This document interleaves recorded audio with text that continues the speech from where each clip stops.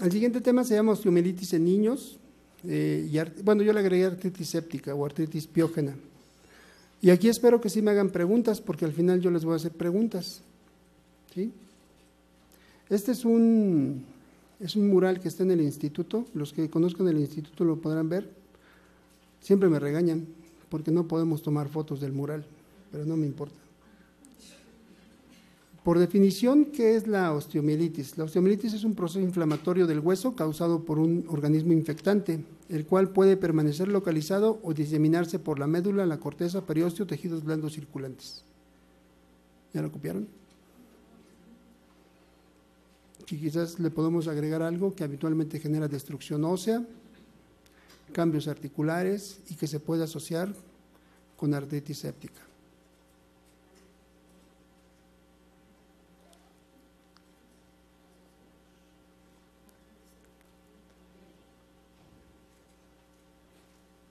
¿Listo?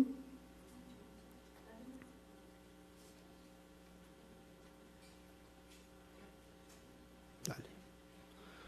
Dependiendo del tiempo de evolución se puede clasificar, dependiendo del mecanismo de producción se puede clasificar y dependiendo de la respuesta inmunológica del huésped también se puede clasificar. Habitualmente se considera que la osteomielitis más común es la osteomielitis hematógena aguda. ¿Cómo se presenta esta? Primero hay un cuadro de bacteremia. Habitualmente se asocia con un antecedente de trauma localizado. Es común que un paciente tiene el antecedente de un traumatismo, una caída o algo, asociado a ello un cuadro infeccioso de moderada intensidad. Se puede asociar con alteraciones o enfermedades sistémicas. Habitualmente está asociado con desnutrición. Evidentemente esto altera la respuesta inmunológica del paciente. Y existen dos periodos de edad, básicamente para la presencia de la osteomielitis hematógena aguda. En pacientes menores de 2 años, en la cual los vasos sanguíneos cruzan la fisis y llegan a la epífisis. Y habitualmente en esta edad la cortical de la metáfisis es muy delgada. Se genera un absceso, rompe la cortical, pero habitualmente se drena el absceso y no compromete el canal medular. Este es el típico proceso evolutivo de una osteomielitis hematógena aguda. De alguna parte, por la causa que ustedes quieran, vía hematógena, llegó un bicho a la metáfisis. En la metáfisis hizo un absceso, ese absceso fracturó la cortical, esa fractura de la cortical generó que el absceso saliera y habitualmente es autolimitante este proceso, ¿sí? No compromete mayor problema que la región metafisaria.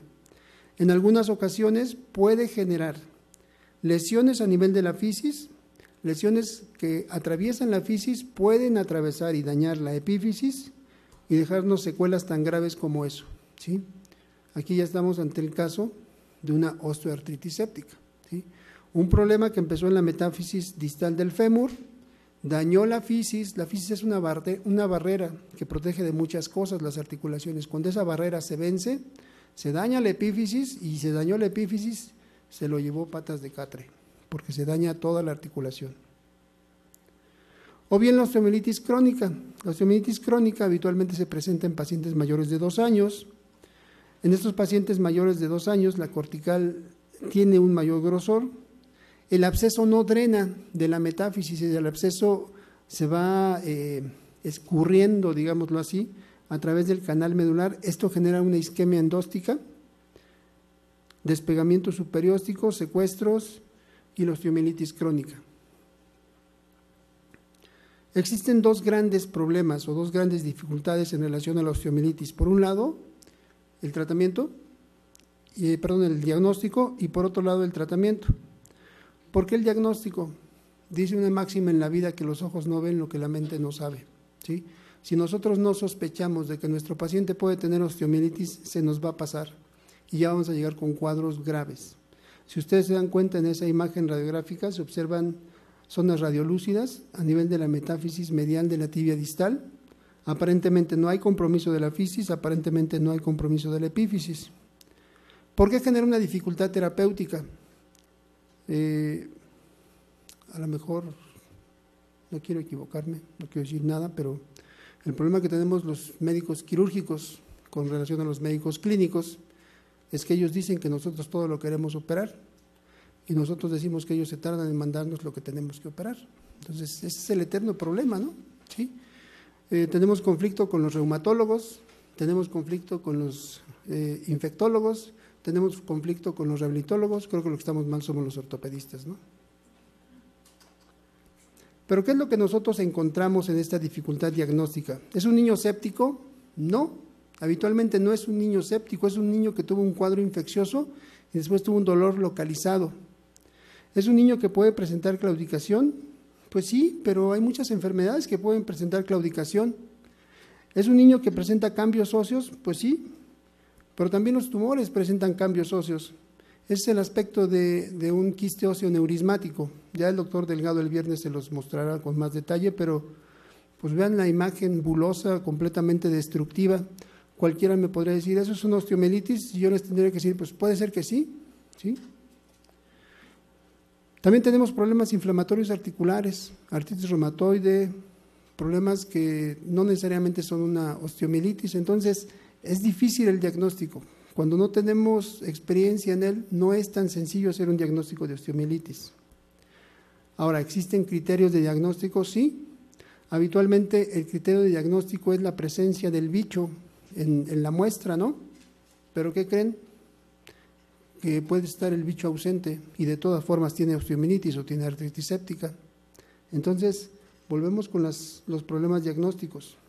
¿Qué es lo que se tiene que hacer? Pues se tiene que hacer una punción. Habitualmente estas punciones, yo las recomiendo, o la experiencia o la enseñanza que tengo nuevamente del doctor Olin, es que esto se tiene que hacer en quirófano. Si yo tengo un paciente en el cual tengo sospecha clínica de que tenemos una alteración infecciosa a nivel de hueso, tenemos que hacer una punción, pero esa punción debe de ser en quirófano. No se vale que yo puncione a un niño en el área de urgencias, en el consultorio, y de repente chispas, parece que sí tiene pus, ahora sí hay que meterlo a quirófano. No, esto se debe de hacer en quirófano. Si encontramos aspirado con pus en hueso, ya lo hicimos, pero si no lo encontramos, tenemos que hacer hemocultivo, tenemos que hacer cultivo de hueso, y si aparece positivo, qué bueno, y si no, pues hay que ver los síntomas clínicos, los síntomas clásicos de la inflamación, o bien datos radiográficos de sospecha. ¿Cuáles son estos datos radiográficos de sospecha? Por la imagen que ya hemos visto, una imagen lítica a nivel de las metáfisis habitualmente, que no comprometan la fisis ni la epífisis. Aquí es cuestión de concepto, pero si nosotros tenemos una destrucción metafisaria, estamos ante un caso de una osteomielitis. Si nosotros tenemos compromiso epifisario, estamos ante el caso de una osteoartritis. Ya veremos más adelante cuál es la diferencia en relación a secuelas de una y secuelas de la otra. Esta es otra imagen de un paciente con una osteomielitis de calcáneo. No confundir con las imágenes que se observan aquí atrás, miren. Esto no es osteomielitis. Este es el cartílago de crecimiento de la parte posterior del calcáneo, ¿sí? Eso se llama osteocondritis de Sever. Por eso es importante que los estudios radiográficos de niños sean comparativos. Otra imagen en donde vemos zonas de rarefacción. Esto podría ser perfectamente confundible con un osteosarcoma. Esto que es una imagen típica y clásica de un secuestro óseo. ¿Qué es un secuestro óseo? Es hueso muerto dentro de hueso vivo, así entendámoslo sencillo, ¿sí? Eso es un secuestro y eso es osteomielitis. ¿Cómo se pueden hacer los diagnósticos? Pues los diagnósticos deben ser radiográficos, ultrasonográficos, por gamografía, por tomografía y por resonancia. Si no tenemos todo eso, radiografías y exámenes de laboratorio. Pero desafortunadamente, cuando nosotros tenemos imágenes radiográficas, a veces no nos dice nada. Las imágenes radiográficas nos muestran cambios a partir del 12º día. Y para el 12º día ya tenemos cambios destructivos a nivel del hueso. Entonces nos tenemos que apoyar de algunos otros estudios. Y en este caso el ultrasonido. Si ustedes observan, este es el caso de un paciente que tuvo una osteoartritis séptica. Fíjense cómo ahí está, ¿sí se alcanza a ver? Sí se alcanza a ver. Se observa y dice astrágalo, dice peroné, dice derrame articular, dice tendón extensor del primer dedo y se muestra la zona de colección purulenta, ¿sí? Eso es una osteoartritis séptica. Entonces el ultrasonido en los niños es fundamental para el diagnóstico de los procesos infecciosos a nivel osteoarticular. La radiografía pues nos da una idea, pero así como tarda en dar vuelta a la imagen, tarda en dar imagen de diagnóstico. El diagnóstico ideal, el diagnóstico que nos puede ayudar a determinar la lesión tempranamente es la gammagrafía con tecnesio 99.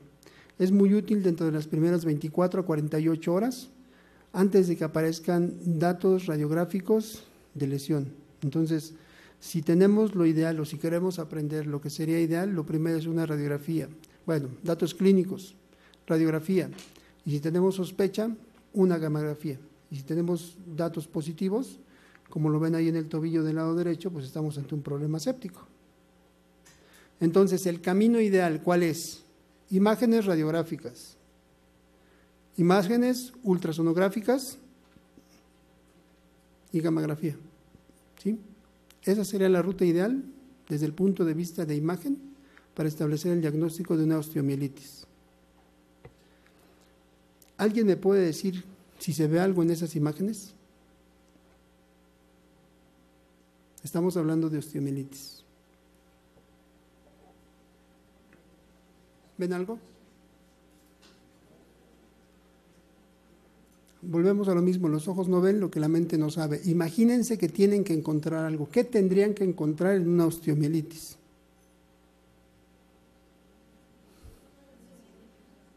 Esto, miren. ¿Qué es eso? Ese es un secuestro, ¿sí? El otro secuestro era un secuestro de libro, este es un secuestro de verdad, ¿sí? No es tan fácil ver un secuestro. Para que nosotros observemos un secuestro como el que vieron en la radiografía anterior, es una osteomielitis crónica, esta es una osteomielitis aguda, ¿sí? La osteomielitis crónica nos destruye el hueso, se lo va comiendo, se lo va comiendo, se lo va comiendo, se lo va comiendo.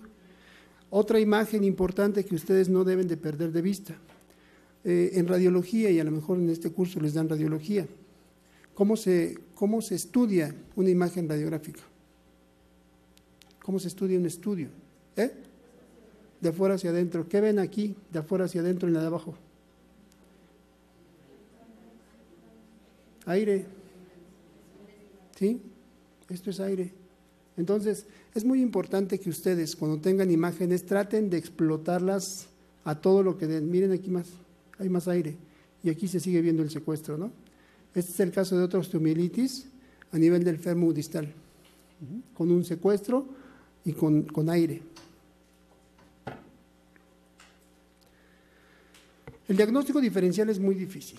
¿Por qué? Porque hay datos que pueden hacernos pensar que la causa del problema es el trauma, hay datos que nos pueden hacer pensar que es una neoplasia, o hay datos que nos pueden hacer pensar que es un infarto óseo. Ni siquiera los estudios de gran resolución, como podría ser una resonancia, no son tan útiles como para pensar que es una osteomielitis si no tenemos los estudios básicos, que son estudios de imagen, que tenemos datos clínicos. Este es el caso de un paciente que tiene una lesión condral a nivel del astrágalo y se le había diagnosticado como osteomielitis de astrágalo. Este paciente no es niño, es un paciente adulto, y sin embargo cuando nosotros lo interrogamos, pues resulta que el paciente era un atleta de alto rendimiento, con altos impactos a nivel del tobillo, y ya haciendo más cortes en la resonancia, resulta que esa era la parte posterior y medial del tobillo. Él brincaba, ¿sí? Y al estar brincando mucho impactaba con la parte superior la parte inferior de la tibia en esa región del astrágalo. Entonces esa es una lesión condral, es por trauma, no es un tumor, no es un infarto óseo, no es una osteomielitis. Esto es importante. Los criterios para el diagnóstico de osteomielitis son clásicos, ¿sí? Existen diagnóstico definitivo y diagnóstico probable. Los criterios de Morri. Estos criterios hablan en relación a cuándo nosotros determinamos que tenemos un diagnóstico definitivo de osteomielitis. Cuando en la biopsia aislamos el bicho, ¿sí? Ya sea en la biopsia de hueso o en la biopsia de partes blandas. O bien cuando tenemos evidencia histológica de osteomielitis, ¿sí? ¿Cuándo tenemos un diagnóstico probable de osteomielitis? Cuando presentan en el hemocultivo presencia positiva, cuando tenemos hallazgos clínicos o hallazgos radiográficos de osteomielitis, o bien cuando tenemos signos típicos, evidencia radiográfica, y como ya no sabemos qué hacerle, le ponemos antibiótico, una prueba diagnóstico-terapéutica, y el paciente responde correctamente. Estos son los criterios diagnósticos de Murray. Y si se dan cuenta, son del siglo pasado y siguen siendo vigentes.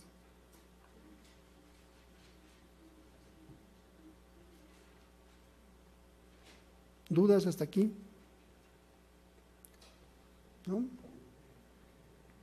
Bueno. Ahora, otra dificultad. Sí. Ahí van. Dificultad terapéutica. ¿Qué tipo de antibiótico antes del cultivo? ¿Qué hacer cuando el cultivo es negativo? ¿Qué antibiótico y cuánto tiempo? ¿Cuándo está indicada la cirugía? Volvemos a los conflictos existenciales de los cirujanos con los médicos clínicos. Se recomienda como antibiótico antes del cultivo una cefalosporina de segunda generación. ¿Sí? Yo aprendí a manejarlos con dicloxacilina. Nuestros bichos actualmente ya no responden con dicloxacilina. Lo más recomendable es una cefalosporina, habitualmente cefalotina. ¿Qué hacer cuando el cultivo es negativo? Si yo tengo datos clínicos, si mi punción o si mi biopsia fue de sospecha de un proceso séptico por natas de fibrina, por destrucción ósea, yo estoy obligado a dar antibióticos. ¿Qué antibiótico y por cuánto tiempo? Hay que hacer cultivo y antibiograma. Y si el bicho no sale, cefalotina. ¿Cuánto tiempo? Ahorita vamos a ver el esquema. ¿Y cuándo está indicada la cirugía? Pues nosotros le indicamos siempre, como ortopedistas. Hubo un maestro, el doctor Fernando Colchero, papá de Ana Colchero, quizás ustedes ya no la conocieron, ustedes son muy jovencitos. Ana Colchero fue una actriz que hizo un par de novelas nada más y actualmente es activista, es activista social, ¿sí? El doctor Fernando Colchero fue ortopedista, su papá, y él decía, él era especialista en procesos infecciosos de huesos, y él decía que no hay antibiótico, por poderoso que sea, que vaya a llegar a un tejido que está necrosado, y la osteomielitis es un tejido que está necrosado. Entonces, si nosotros no hacemos un desbridamiento y no llegamos al sitio infectado, no habrá antibiótico que llegue ahí. Ni la levofloxacina más poderosa, ni el imipenem más caro, no habrá quien llegue ahí. Entonces, desde el punto de vista de tratamiento, el antibiótico va a ser efectivo antes de que se forme pus. Cuando ya se formó pus, ya no va a haber antibiótico que funcione. Debemos de hacer un desbridamiento adecuado, y este desbridamiento adecuado debe de prevenir la formación de la pus o la formación de más pus. Si nosotros hacemos un desbridamiento adecuado, generamos revascularización ósea. Uno de los principios del tratamiento contra las infecciones es generar sangrado. Si nosotros generamos sangrado en el hueso o en los tejidos blandos, el antibiótico va a llegar y los gérmenes se van a ir. Y la antibioticoterapia postquirúrgica, por supuesto, ¿sí? Hay ortopedistas que dicen, no, con un buen desbridamiento es suficiente. No es suficiente. Si nosotros no protegemos al paciente, el cuadro se puede reactivar o bien ese cuadro se puede diseminar. Ese bicho se puede ir para otro lado. Muchas veces la antibioticoterapia postquirúrgica es para proteger al paciente en otras regiones. Recordemos que para que esto se presente, son pacientes que habitualmente están inmunodeprimidos, de alguna forma. Entonces, si nosotros no lo protegemos, podemos tener problemas mayores a distancia. El tratamiento complementario desde el punto de vista general, pues hay que utilizar una inmovilización funcional. No vamos a poner un aparato de yeso como los que vieron. Habitualmente ponemos férulas que son removibles, por si el paciente tiene que pasar a quirófano en otras ocasiones, por si el paciente se le tienen que hacer curaciones, pero se debe de inmovilizar. ¿Por qué? Porque si no las articulaciones inflamadas duelen. Medidas generales, líquidos intravenosos, los antibióticos, cefalosporinas, habitualmente cefalotina, de 50 a 100 miligramos por kilo de peso, Y el tratamiento debe ser expectante y vigilante durante las primeras 24 a 48 horas. Si el antibiótico está funcionando, la respuesta va a ser favorable. Si la respuesta no es favorable dentro de las primeras 24 o 48 horas, el tratamiento que sigue hay que volverlo a pasar a quirófano porque ese paciente no se le hizo un buen desbridamiento. El tratamiento quirúrgico consiste en drenar el absceso y ante la ausencia de mejoría hay que incrementar el tratamiento médico o hay que modificar el tratamiento médico. ¿Cuál es el esquema de tratamiento que se recomienda para las osteomielitis? Antibióticos parenterales durante 21 días y antibióticos vía oral durante 21 días más. ¿Qué es lo que va a pasar? El dolor, la inflamación, la fiebre, todo esto va a disminuir. ¿Sí? ¿Dudas o preguntas hasta aquí? Si no hay dudas, como todos dicen, entonces está todo perfectamente entendido o tienen más dudas.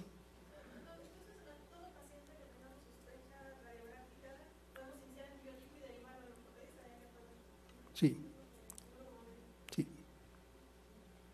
Sospecha clínica y radiográfica. Pero casi eso es de, estás en un hospital y no lo refieres, lo interconsultas inmediatamente. ¿Sí?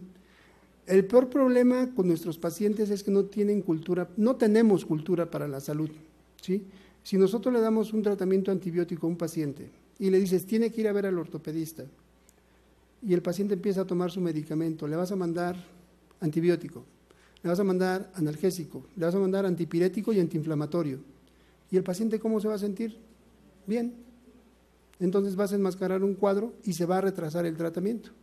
Entonces la recomendación aquí es, tú tienes sospecha clínica y radiográfica, mándalo a un hospital para que lo valore un especialista. ¿Sí? Porque si no el paciente, repito, no tenemos cultura de la salud, el paciente se siente bien y se va a ir hacia su casa, porque se va a sentir bien y te va a regresar o va a regresar después de 5 o 6 días ya complicado. En conclusión, el diagnóstico no es sencillo. Si el tratamiento es oportuno, el resultado es excelente, y si el tratamiento es tardío, pues los resultados son impredecibles, ¿no? ¿Dudas hasta aquí? Insisto mucho. La gamografía. La gamografía es el estándar. Es que todavía falta otra parte. Sí. ¿Hasta aquí dudas, no? Sale. En conclusión, el tratamiento médico debe hacer que nuestros pacientes decaídos con un malestar general se restituyan a un estado de salud pleno y que vuelvan a sonreír. Ahora vamos a hablar sobre artritis séptica. ¿Por qué les junté estos dos temas? Porque van de la mano, ¿sí? ¿Y por qué les muestro una cadera? Porque si recordamos anatómicamente, la metáfisis proximal del fémur es intraarticular. Si estamos hablando que la osteomielitis es un proceso infeccioso que se presenta en las metáfisis y estamos hablando de que ese absceso metafisario drena, ¿hacia dónde va a drenar ese absceso metafisario? Hacia la articulación. Y entonces eso se va a convertir en una osteoartritis séptica. Por eso es que se los junté. Por definición, ¿qué es una artritis séptica? Es un proceso inflamatorio articular causado por un microorganismo piógeno que produce habitualmente destrucción del cartílago articular, y no solo del cartílago articular, del hueso. Desde el punto de vista epidemiológico, el 50% de estos casos se presenta en niños menores de 3 años. En esta misma población, la articulación más afectada es la cadera, y en pacientes mayores de 5 es la rodilla. En 10% de los casos es poliarticular o pausiarticular, y aquí no se sabe por qué, pero es más frecuente en varones, en una relación de 3:1, una relación bastante importante. Si quieren ver esto, o anotar, o copiar, o fotografiar, la etiología de los factores, y estos son semejantes a los que se presentan en la osteomielitis también, en neonatos, el estafilococo aureus primeramente, los estreptococos del grupo B y algunos gram negativos, y en diferentes estudios, en diferentes autores mencionan más o menos los mismos gérmenes en el mismo orden, aunque con porcentajes un poquito diferentes. Pero en los neonatos, el primero es el estafilococo dorado. En los lactantes y menores de 3 años, cambia todo esto, y habitualmente el germen más común es el Haemophilus influenza. Después viene el estreptococo y en tercer lugar el estafilococo aureus.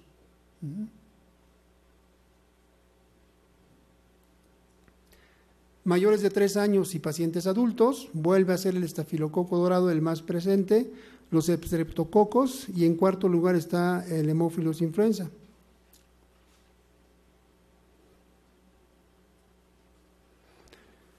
Y volvemos a lo mismo. ¿Cuál es la patogenia para presentar este tipo de lesiones? Primeramente la hematógena, a través de torrente circulatorio, por un proceso séptico a distancia, llega un bicho a una metáfisis que puede drenar o llega directamente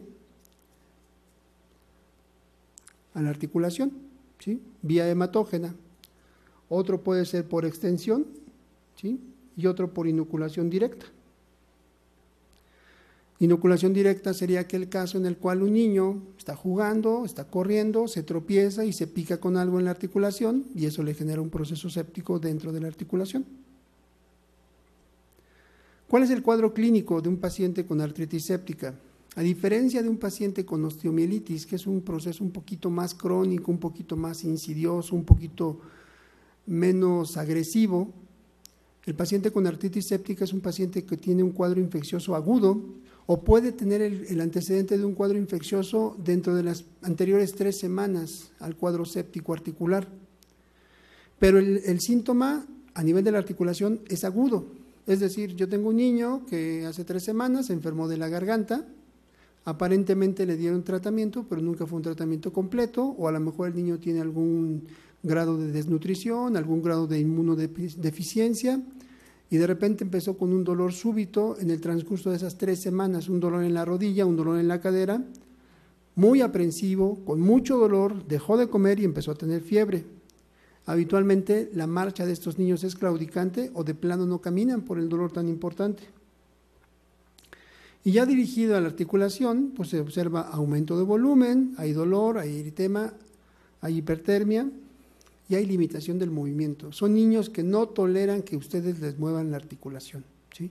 Absolutamente para nada. Ustedes tratan de flexionar rodilla, flexionar la cadera y el niño no se los permite y está en un grito.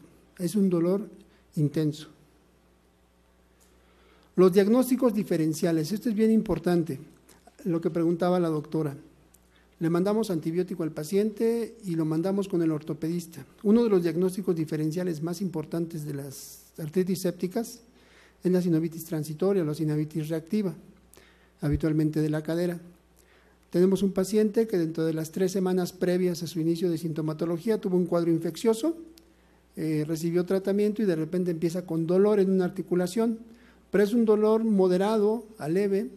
El niño no quiere mover la articulación, pero si lo controlamos la puede mover, pero cuando el niño empieza a caminar claudica, ¿sí?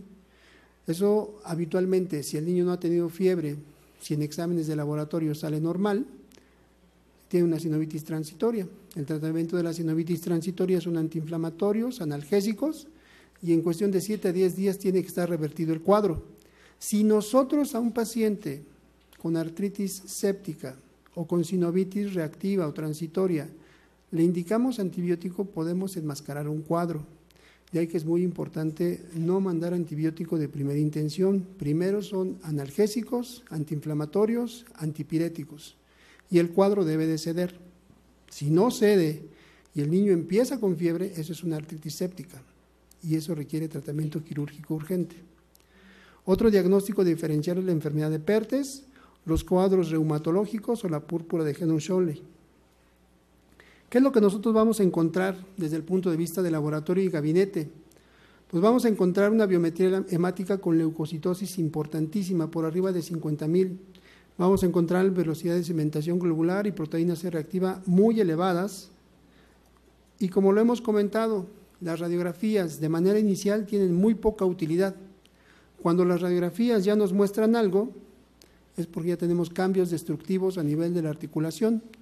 Este es el caso de una niña de 1 año 4 meses Esta era la primera radiografía, ¿sí? Le indicaron analgésicos, le indicaron antiinflamatorios, la paciente se sintió, bueno, la niña se sintió mejor, los papás no regresaron sino 2-3 semanas después, porque la niña nuevamente empezó con un cuadro de dolor, ya con limitación del movimiento de la cadera, y pues, si ustedes se dan cuenta ya no tenía epífisis, la infección la destruyó. El ultrasonido, ¿para qué nos sirve? Si ustedes se dan cuenta, la radiografía que está proximal a mí es una radiografía de un ultrasonido normal. ¿Cómo es como nosotros debemos de observar un ultrasonido? Fíjense cómo tenemos aquí el margen del ilíaco, fíjense cómo tenemos aquí la profundidad del acetábulo, y esto que está aquí son los músculos glúteos. Esto, si ustedes lo ven, es una cadera del lado izquierdo, y si ustedes ven esto, es una cadera del lado derecho. Fíjense cómo aquí viene el borde de la cabeza, y fíjense la distancia que existe entre la cabeza y el fondo del acetábulo. Un aumento del espacio articular en un ultrasonido debe hacernos sospechar de artritis séptica si a esto le sumamos datos clínicos y datos de laboratorio. Y en la radiografía que veíamos, pues absolutamente nada, ¿sí? Entonces, aquí es bien importante, a diferencia de la osteomielitis, donde la gammagrafía es fundamental, para el diagnóstico por imagen de una artritis séptica en un niño, el ultrasonido es de mayor importancia. Por supuesto que la gammagrafía nos puede dar datos útiles, pero no es principal. El principal, porque es de ataque, porque es lo que podemos tener en un servicio de urgencias, en un hospital de segundo nivel, es un ultrasonido.